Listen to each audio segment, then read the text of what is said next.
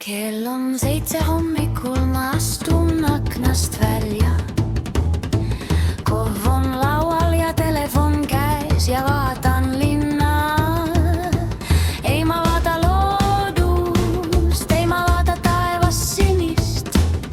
Ma vaatan oma Facebooki, seal on märgatud Pärnu. Scrollin, vajutan ma like'i, mulle meeldib häbi post, kus keegi paneb spiki.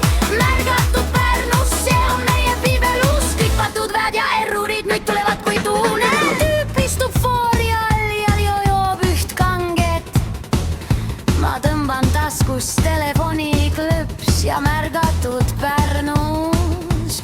Otsin üles autonumbri, lisan pildi sinna gruppi. See mees saab kuulsaks, kihutab läbi punase foori. Oh yeah, märgatud Pärnus, see on meie show. Mis sest, et politsei on olemas, ma ise kohtunik ja pro. Scrollin, vajutan ma like'i, mulle meeldib häbi post, kus keegi paneb spiki. Märgatud Pärnus, see on meie piibelus. Kõik patud väed ja errorid nüüd tulevad või tuule.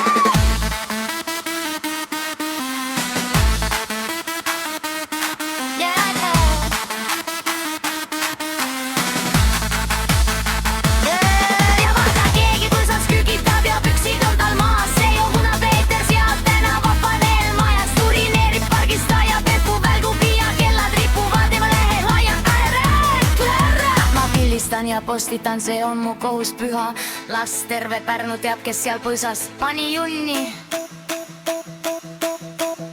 Mis sest, et pargis puudub peldik, kui on häda.